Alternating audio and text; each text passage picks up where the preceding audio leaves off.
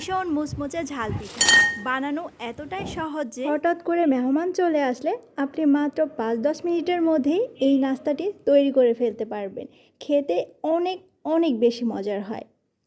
এই রেসিপি তৈরির জন্য আমি এখানে 1 কাপ পরিমাণে পেঁয়াজ কুচি নিয়েছি। পেঁয়াজের পরিমাণটা আপনি চাইলে আরও বেশি করেও নিতে পারেন, আবার আরেকটু কমিয়েও নিতে পারেন। আমি এখানে কাঁচামরিচ কুচি দিয়ে দিলাম।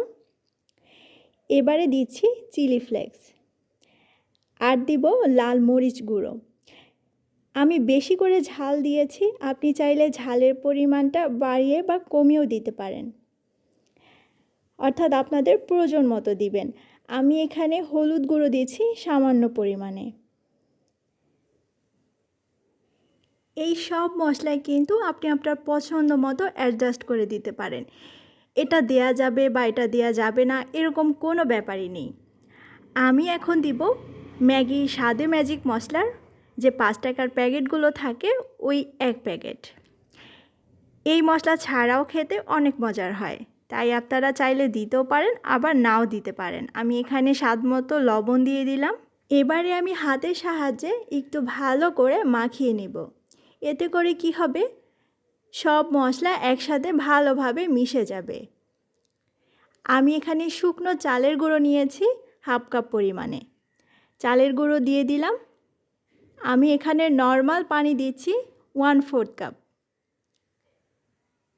পরিমাপটা আপনাদের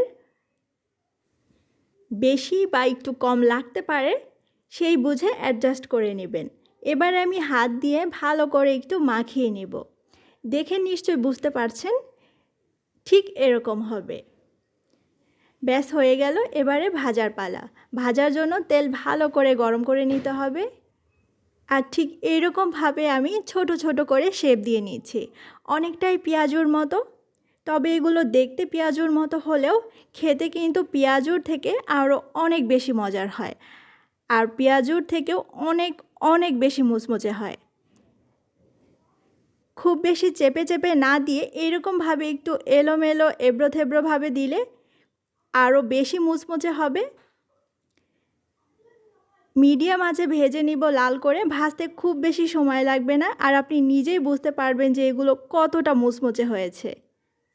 দেখলেন তো কত সহজ রেসিপি, খুব সহজে আপনিও বানিয়ে ফেলতে পারবেন, আর বিকালের চায়ের সাথে একদম জমে যাবে। আশা করছি আমার আজকের রেসিপি আপনাদের ভালো লেগেছে। ভিডিওটি শেষ পর্যন্ত দেখার জন্য সবাইকে অসংখ্য ধন্যবাদ। অনেক বেশি ভালো এবং সুস্থ থাকুন সবাই। আসসালামু আলাইকুম।